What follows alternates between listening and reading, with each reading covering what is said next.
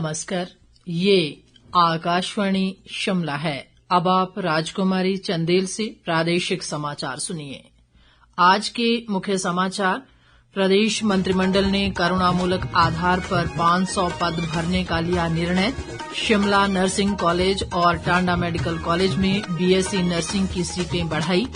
राज्य सरकार द्वारा अधिकांश मांगें मानने के बाद पथ परिवहन निगम के चालक परिचालक यूनियन ने वापस लिया आंदोलन, पहले की तरह देंगे सेवाएं।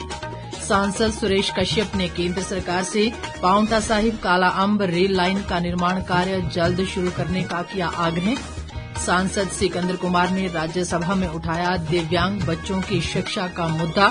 सरकार ने कहा समावेशी शिक्षा तंत्र को किया गया मजबूत।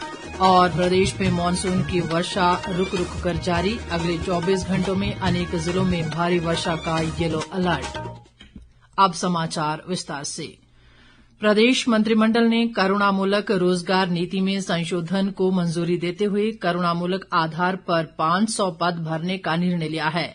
आज शिमला में मुख्यमंत्री सुखविंदर सिंह सुक्खू की अध्यक्षता में हुई मंत्रिमंडल की बैठक में ये निर्णय लिया गया। संशोधित नीति के अनुसार प्रति परिवार वार्षिक आय पात्रता मापदंड को 2.5 लाख रुपए से बढ़ाकर 3 लाख रुपए किया गया है और करुणामूलक आधार पर नियुक्ति के लिए 45 वर्ष से कम आयु की विधवाओं और अभिभावक विहीन आवेदकों को प्राथमिकता दी जाएगी।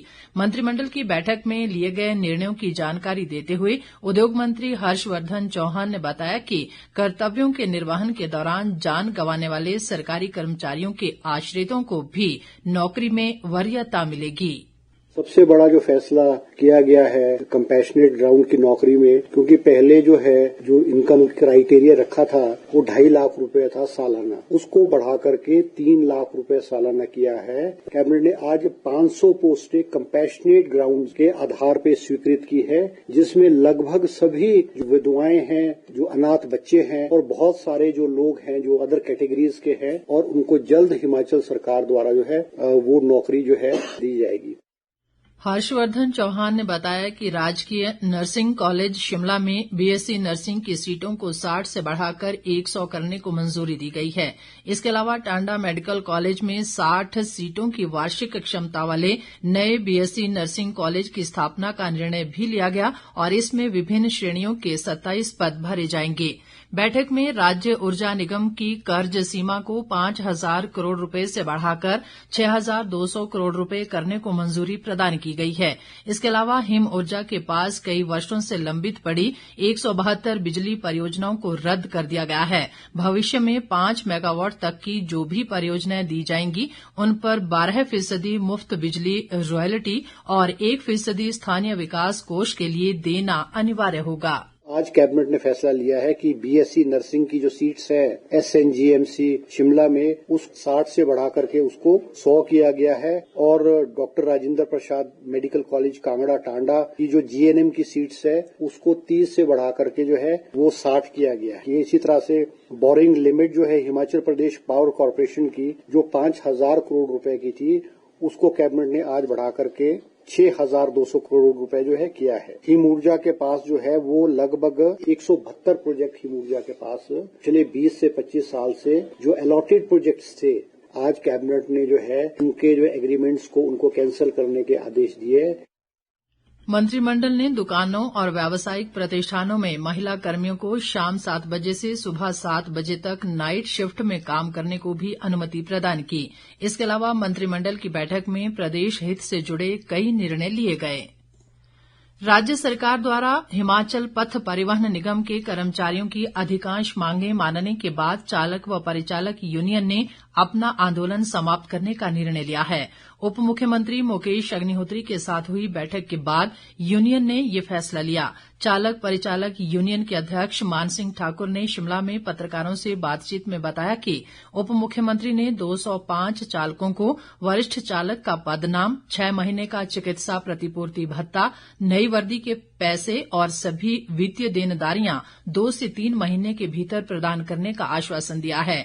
उन्होंने कहा कि अब चालक व परिचालक पहले की तरह ही अपनी सेवाएं देंगे।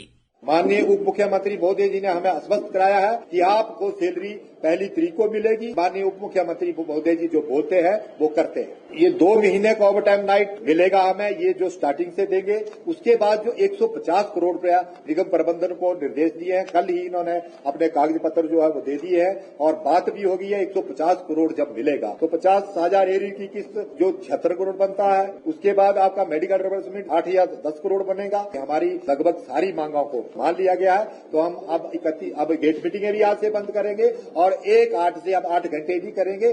जैसे हम पहले ड्यूटी करते थे उसी तरीके से हम ड्यूटी करेंगे। सांसद सुरेश कश्यप ने आज लोकसभा में पांवटा साहिब काला अम्ब रेल लाइन का मुद्दा उठाया। उन्होंने कहा कि इस रेलवे लाइन का प्रारंभिक सर्वे वर्ष 2022 में पूरा कर लिया गया है और उसकी रिपोर्ट रेलवे बोर्ड को सौंपी गई है। सुरेश कश्यप ने केंद्र सरकार से आग्रह किया कि पांवटा साहिब और काला अम्ब क्षेत्र को जल्द रेल लाइन से जोड़ा जाए क्योंकि यहां बड़ी संख्या में औद्योगिक इकाइयां स्थापित हैं। उन्होंने कहा कि रेल लाइन के निर्माण से जहां उद्योगों को माल ढुलाई में मदद मिलेगी वहीं स्थानीय लोगों को भी रेल सुविधा मिलेगी। ताज़ा समाचारों के लिए आप हमारे Facebook page all India radio news Shimla, X handle @AIR News_ Shimla और YouTube channel AIR Shimla news पर लॉग इन कर सकते हैं। बाकी समाचार अंतराल के बाद। प्रादेशिक समाचार बुलेटिन में एक बार फिर आपका स्वागत है। बाकी समाचारों में केंद्रीय शिक्षा राज्य मंत्री जयंत चौधरी ने कहा है कि केंद्र सरकार विशेष आवश्यकता वाले बच्चों की जरूरतों को समझती है और इसकी पूर्ति के लिए कई कार्यक्रम चलाए जा रहे हैं। सांसद डॉ सिकंदर कुमार द्वारा आज राज्यसभा में इस संबंध में पूछे गए एक सवाल के जवाब में उन्होंने बताया कि इस पहल के तहत विभिन्न विभागों और संगठनों के साथ समझौता ज्ञापन पर हस्ताक्षर किए गए हैं। जयंत चौधरी ने कहा कि इन समझौता ज्ञापनों का उद्देश्य दिव्यांग बच्चों के लिए समावेशी शिक्षा पारिस्थितिकी तंत्र को मजबूत करना है। उन्होंने सिकंदर कुमार को बताया कि सरकार ने श्रवण बाधित बच्चों के लिए PM ई-विद्या चैनल शुरू किया है जो इन बच्चों के लिए भारतीय सांकेतिक भाषा में शैक्षिक सामग्री प्रसारित करता है।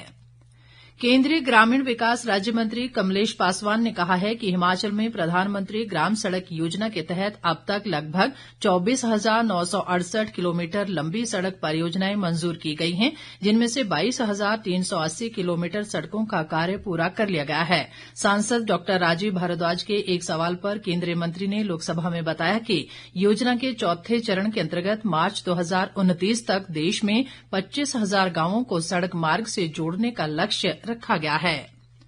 राजधानी शिमला सहित प्रदेश के अनेक भागों में मानसून की वर्षा का क्रम आज भी रुक रुक कर जारी रहा।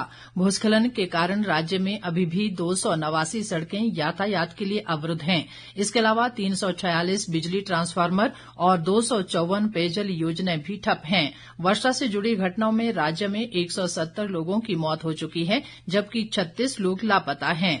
मौसम विभाग ने अगले 24 घंटों में प्रदेश के कई जिलों में भारी वर्षा का येलो अलर्ट जारी किया है।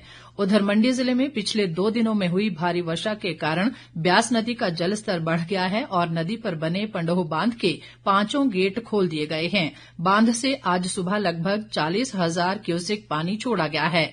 इस समय बांध का जलस्तर लगभग 2,922 फुट है जो अभी खतरे के निशान से नीचे है। मंडी के उपायुक्त अपूर्व देवगन ने लोगों से नदी नालों से दूर रहने और प्रशासन व मौसम विभाग द्वारा जारी दिशा निर्देशों का पालन करने की अपील की है। लारजी और एक पंडोह डैम, दोनों डैम से कंटिन्यूस तालमेल हमारा रहता है, किस तरीके से उनके पास इनफ्लो आ रहा है पानी का और कितना पानी वो छोड़ रहे हैं। और जो अभी कल रात की बारिश में और पिछले दिनों बारिश में भी इंश्योर किया गया कि ये सायरन के माध्यम से और गाड़ी के माध्यम से जो अनाउंसमेंट होती है पंडोह से लेकर मंडी शहर के आसपास, किसी भी व्यक्ति को ये ध्यान रखना है, चाहे ब्यास नदी हो, चाहे छोटे नाले हों, चाहे छोटी नदियां हो सुकेती के जैसे, तो आपको दूर रहना आवश्यक है। अंत में मुख्य समाचार एक बार फिर। प्रदेश मंत्रिमंडल ने करुणामूलक आधार पर 500 पद भरने का लिया निर्णय। शिमला नर्सिंग कॉलेज और टांडा मेडिकल कॉलेज में BSc नर्सिंग की सीटें बढ़ाई।